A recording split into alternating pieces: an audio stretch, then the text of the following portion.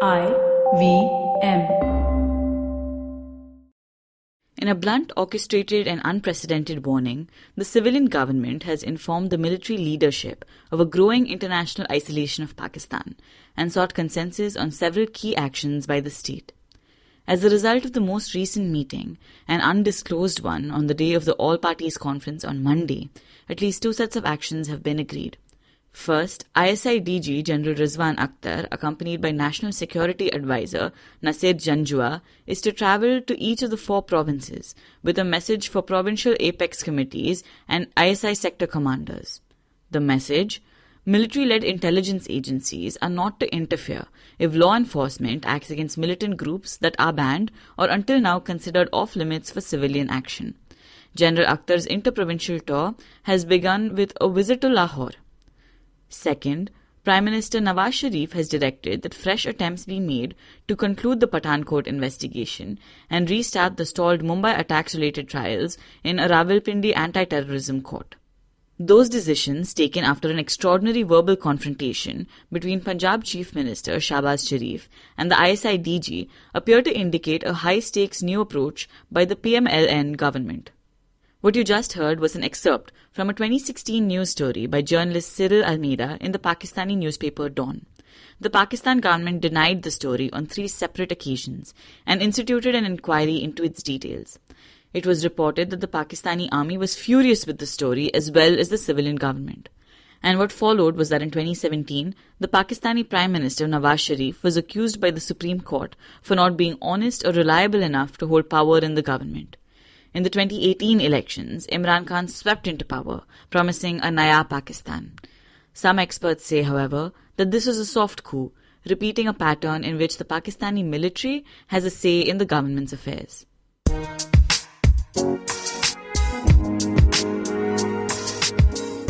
Welcome to States of Anarchy, a podcast on global affairs and foreign policy. I'm your host, Hamsini Hariharan. Did you know that no Pakistani Prime Minister has ever completed a full term? The reasons have been many: assassinations, resignations, dismissals, no confidence motions, martial law. The reasons are aplenty, and Pakistan's military has featured in many of these cases. Civil-military relations are fraught in Pakistan. The book, Armed Forces and Their Corporate Interests by Lieutenant General Kamal Dawar notes that the armed forces in Pakistan run over 50 commercial entities worth over $20 billion, ranging from petrol pumps to huge industrial plants, banks, bakeries, schools and universities, hosiery factories, milk dairies, stud farms, cement plants, and even housing societies. The military has been linked with jihadists and providing them with resources to carry out violence in neighboring states. Considering all of this, how can we think about civil-military relations in Pakistan? What does it mean for Pakistan's democracy? And how do relations with India feature in this context? My guest for today is one of the most authoritative voices on Pakistan. Ambassador T.C. Raghavan is the Director General of the Indian Council of World Affairs. He served as the former Indian High Commissioner to Pakistan and Singapore, among many other posts in his career with the Indian Foreign Service. He's also written 2 books, Attendant Lords and The People Next Door. But before we dive into the conversation with Ambassador Raghavan, let's hear from IVM Podcasts. Hello, everybody. Welcome to another great week on the IVM Podcast Network. If you aren't following us on social media, please do. IVM Podcast on Twitter, Facebook, and Instagram. We'd like to thank the sponsors on our network this week, Seat Tires. So we had a fantastic week. Tune into This Round Is On Me, where Gauri Devidayal has a chat with Divya Ravichandran on the issues of waste management in India and how recycling, composting, and using eco-friendly alternatives can help. On Filter Coffee Podcast, Karthik speaks with Lux Narayan about his book Name, Place, Animal, Thing, an inspiring non-fiction fable about hope, positivity, and living your best life. On All Things Policy, Anirudh Kanisetti talks to Prateek Wakre and Rohan Sheth about Australia's conflict with Facebook and Google and what this means for big tech companies and the news ecosystem. On the Simplified Podcast, Naren and Tony talk about greenwashing, which is businesses unfairly marketing themselves as eco-friendly just to ride the sustainability wave. You should also check out the Cyrus Says episode with Varun Deshpande of the Good Food Institute, where they talk about plant-based alternatives. Varun does a great show with us called Feeding 10 Billion. Do check out this episode of Cyrus Says. They have a really interesting conversation. On the Millennial Athlete, Tanvi and Shlok speak to the badminton doubles player Satvik Sairaj about his successful stints at some of the recently concluded games. And with that, let's get you back to your show. Hi, Ambassador Raghavan. Welcome to States of Anarchy. Thank you so much for speaking with me. Thank you. So whenever we think about Pakistan, the question of the military is something that keeps popping up time and again with every other prime minister who comes in. What is the difference between civil-military relations that happen in India and how civil-military relations work in Pakistan? Well, the two are entirely different because political cultures in India and Pakistan are fundamentally different, and they have been for a very long time. A lot of it has to do with the kind of states which came into being in 1947, but also to do with subsequent developments. But in very brief, I think there are 2 or 3 points which have to be kept in mind when one looks at where the fundamental differences began from. The first is that Pakistan in 1947 inherited a disproportionately large share of the British Indian Army. As compared to India? As compared to India. In relative terms, as compared to its size, the size of its economy, the size of the country, population, etc., Pakistan had a disproportionately large share of the military. And one reason for that was that the Punjab and Balochistan, and to some extent the old Northwest Frontier province, were principal recruitment areas for the British Indian. So they had this relatively larger share of the military in a political system which was in a state of total chaos. Because Pakistan, unlike India, did not inherit any structures of federal government. They had provincial governments in Punjab and Sindh, but they had no federal structures.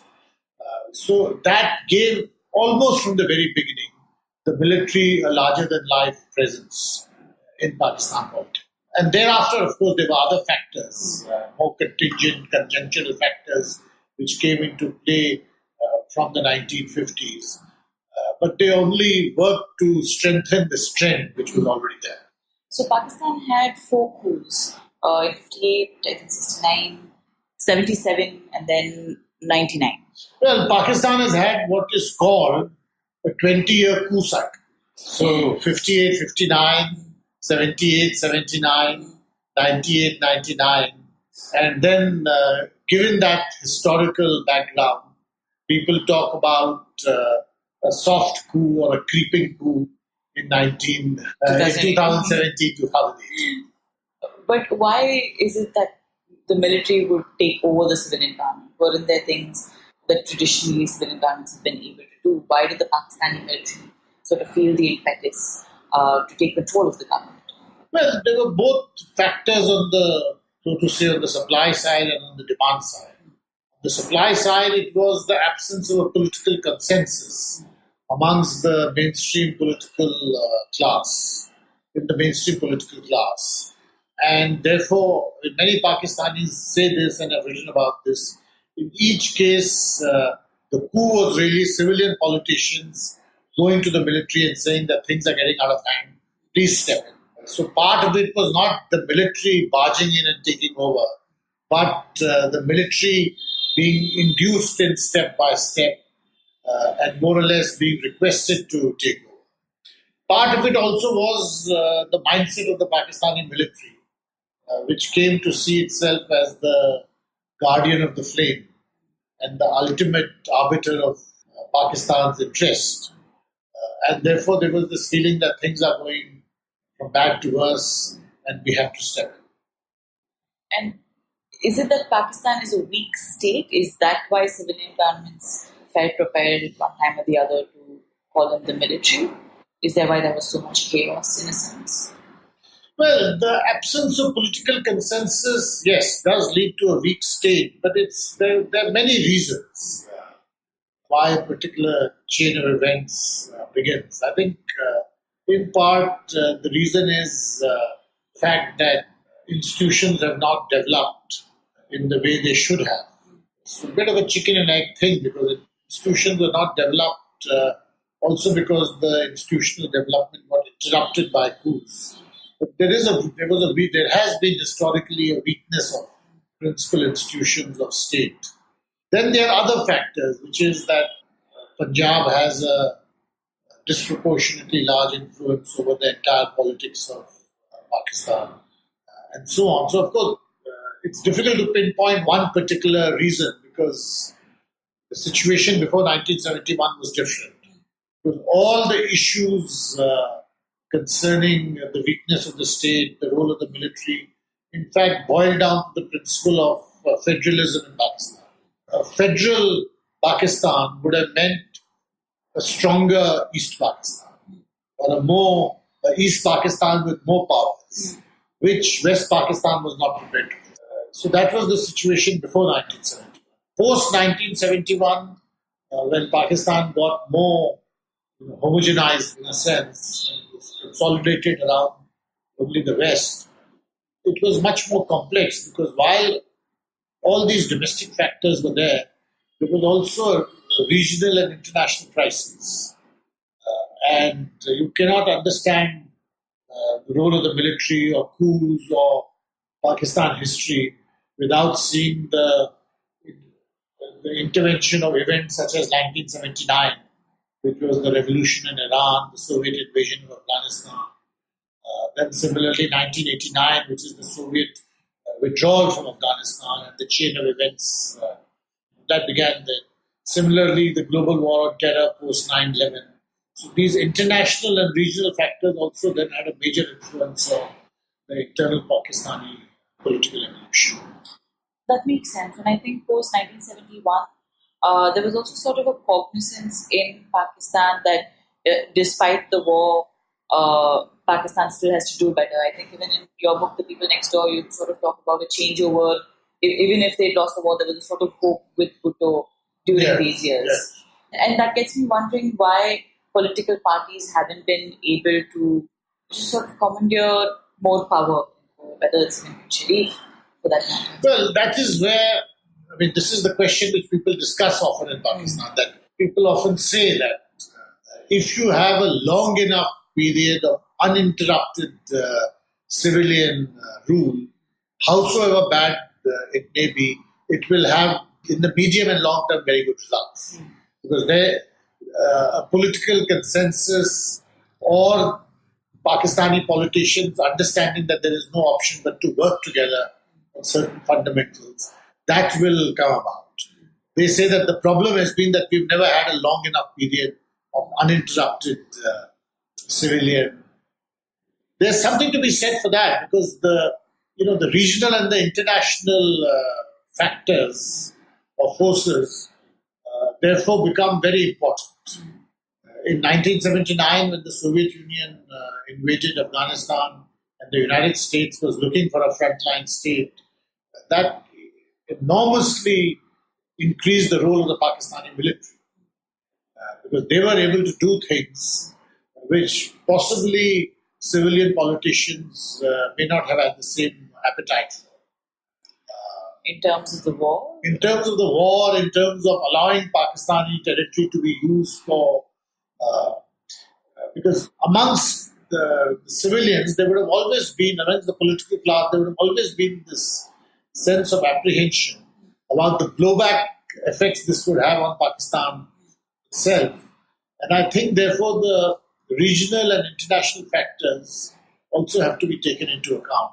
And that is one very fundamental difference from India. Because of our size, we are to a great extent insulated from these. We are also affected, but we are not affected as much as a smaller country is. That directly also shares a large border with Afghanistan. That's right. And Iran in terms of the crisis.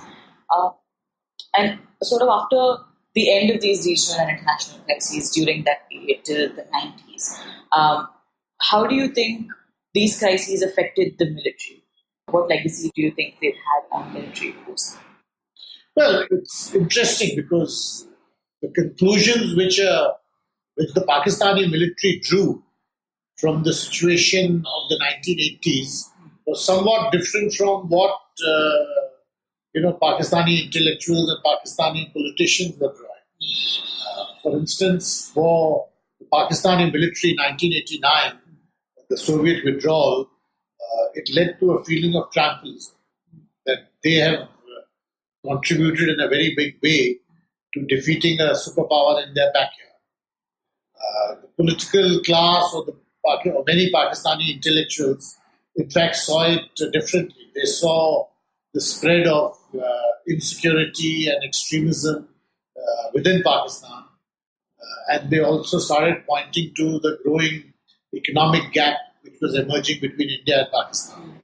For instance, despite this sense of triumphalism which the Pakistani military had, Pakistani economic indicators from the late 80s and early 90s steadily start going down.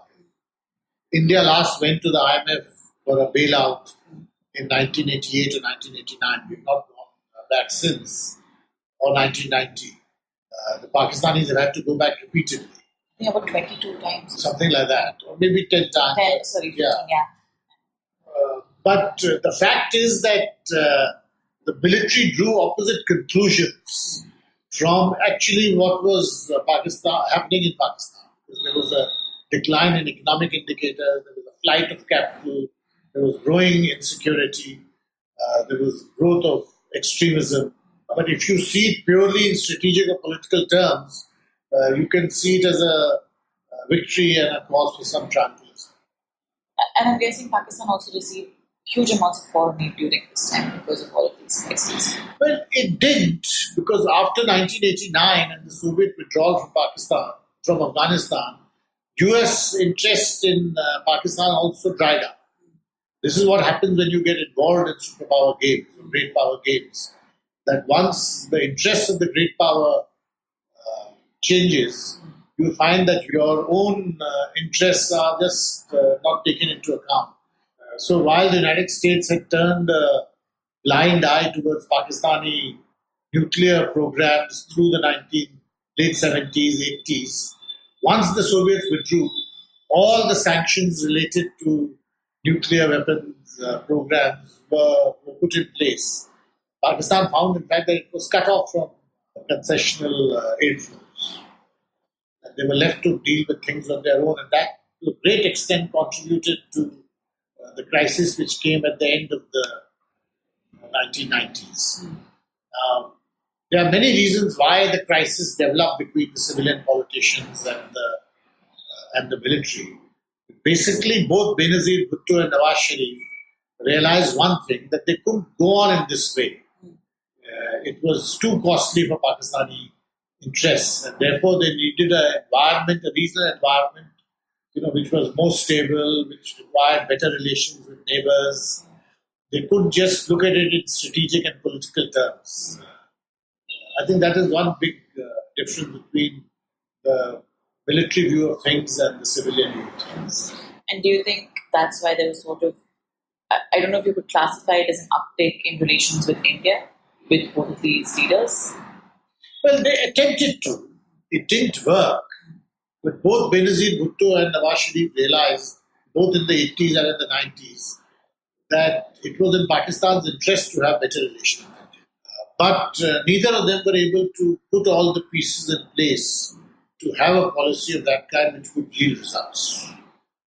That was one issue in the 1990s. And I guess at the end of the day, the military survival and its need in that sense in state affairs depends on threats that come from the environment. And India would sort of be a natural threat for the military.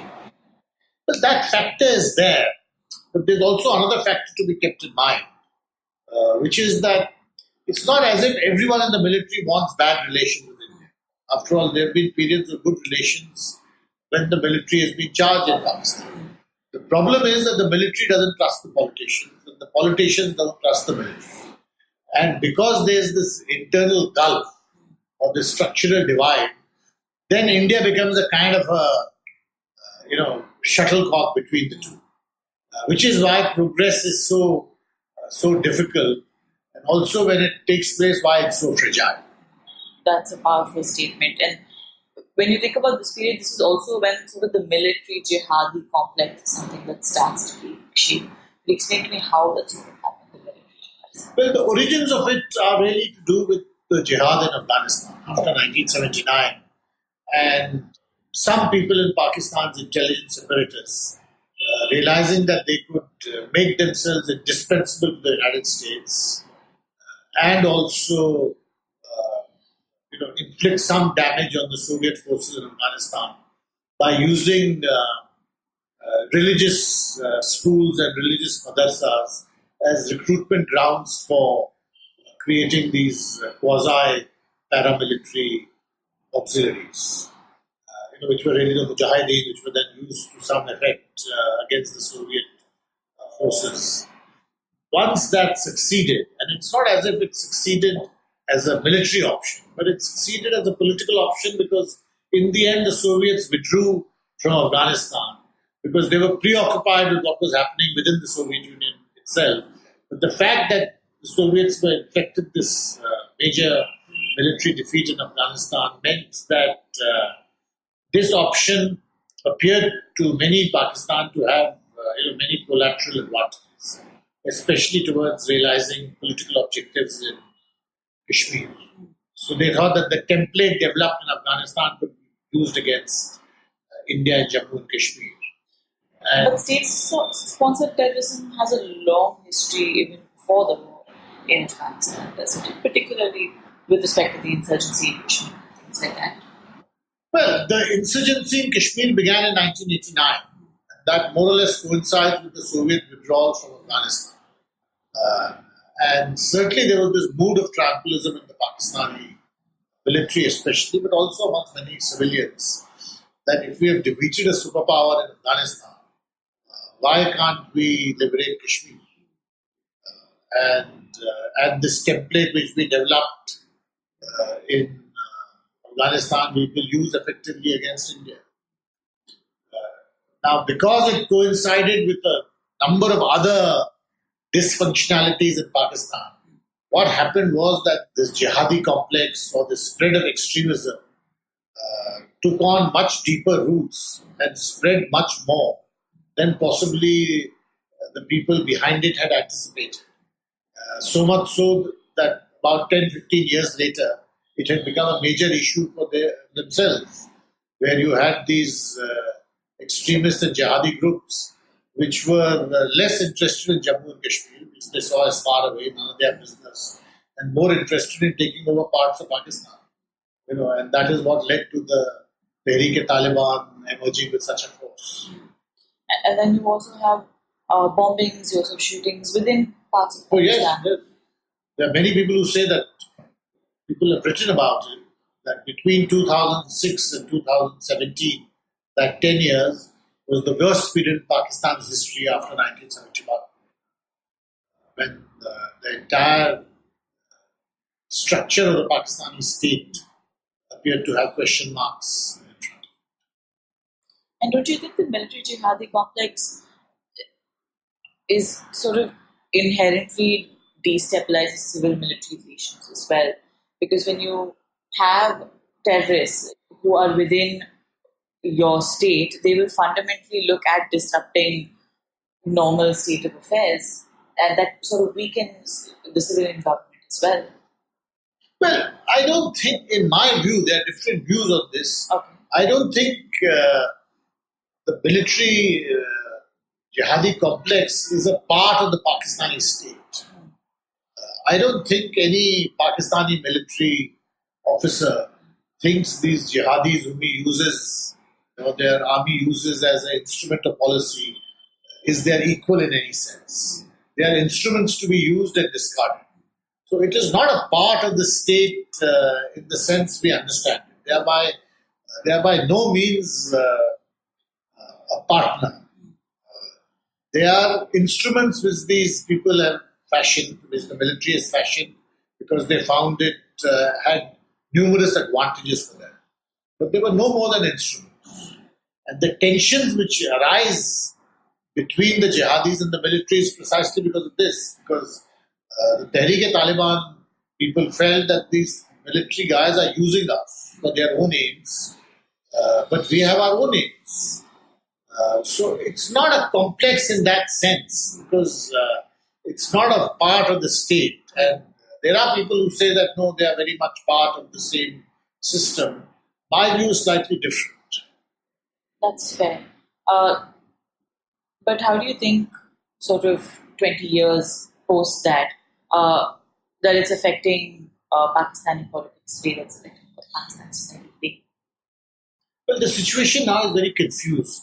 You see, in 2015, 16, 17, the Pakistani military took major steps against these jihadi groups.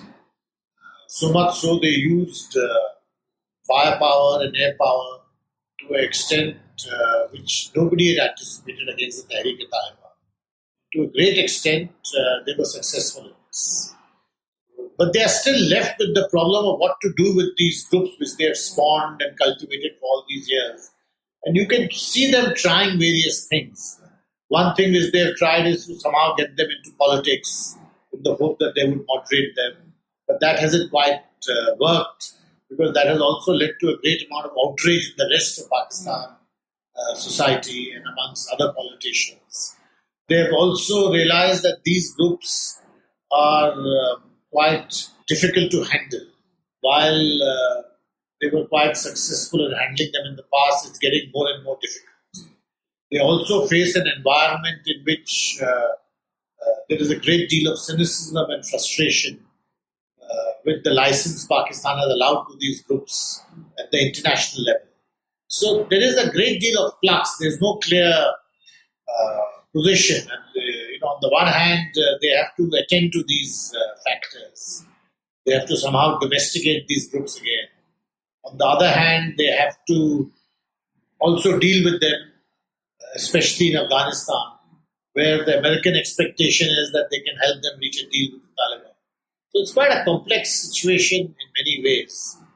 And the fundamental issue is also, of course, that it is for Pakistan to realize that it can't go on in the old ways. They can't expect to use these extremists and militants for political objectives and then expect that things will go back to normal after that. Obviously, you're going to have some externalities, positive or negative, that affect the society, because they're people, they're not just instruments at the end. No, and they're ideologically charged and motivated. So, and they have their own agendas. So I think that realization, one doesn't know to what extent it has developed in Pakistan, how strong it is, and how the government will deal with this in the future. Right now, I think their future appears somewhat not something very optimistic, because there seems to be a shortage of ideas on how to deal with this situation.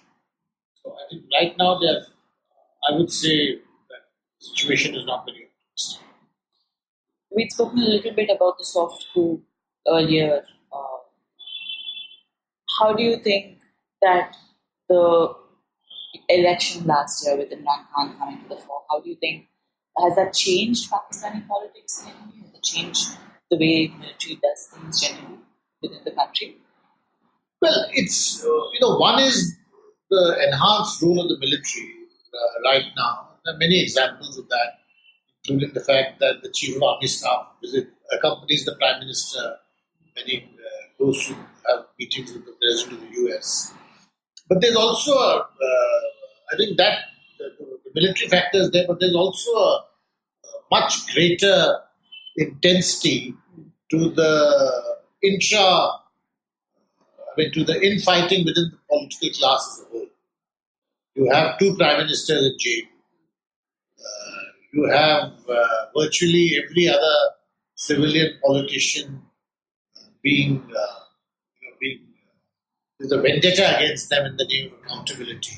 So that is not a good sign for a country, given Pakistan's history, for a country emerging out of so much political turmoil, to have a situation where every opposition politician is a target of a major political vendetta. It shows that even the small steps Pakistan political class had taken in the first decade of this century, there's been a regression since that. There has been one movement that I looked at sort of with some hope, the Pashtun Tahfuz. How do you think that's evolved? Do you think it's going to make any sort of difference in terms of the democracy? Well, I don't know. I think too early to say what kind of impact it will have.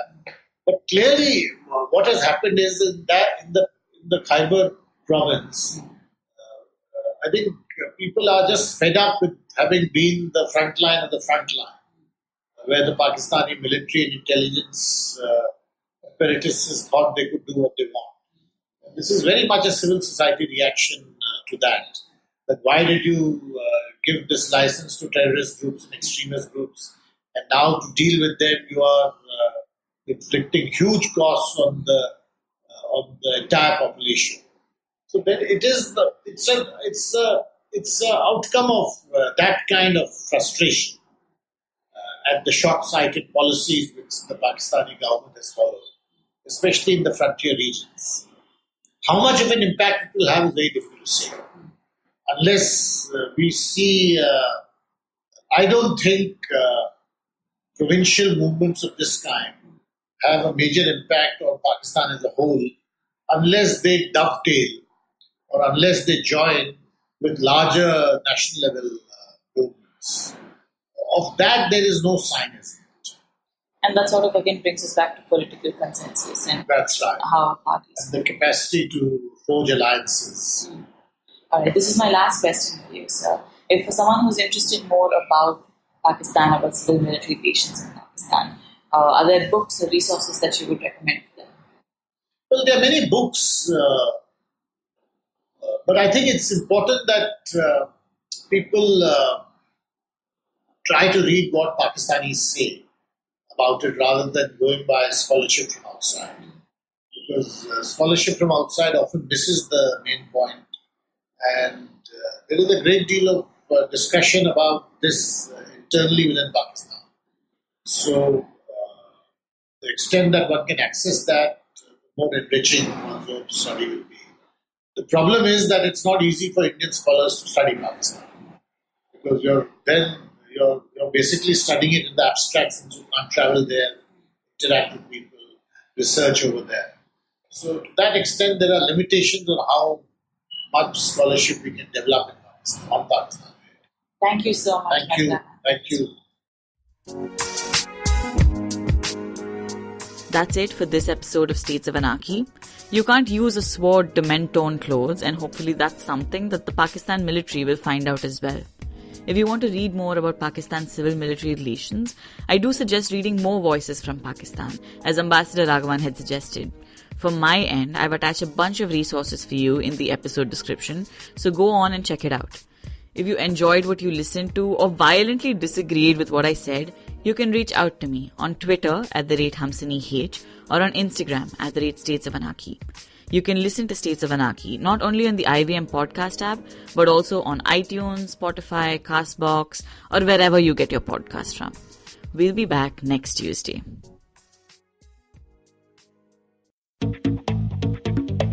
We live in an age of disruption, of immense change in every aspect of work, life, and business. But is the old way of doing things truly dead? And are we ever going to stop saying the new normal? Join me, Varun Dugirala, on Advertising is Dead every Tuesday as I talk to entrepreneurs, leaders, creators, and change makers from across business, media, marketing, and beyond to dig a little deeper into how we got here, what we're doing now, and where we're headed. You can catch all the episodes of Advertising is Dead on the IVM Podcast website, app, or wherever you get your podcast from. Whether you're an established sports person or a budding one, or simply a sports enthusiast, join us, Tanvi and Shlok. We are two passionate pro badminton players talking policy, mindset, and everything sport. So tune in to The Millennial Athlete every Monday. Only on the IVM Podcast Network. Trust us, it's gonna be lit.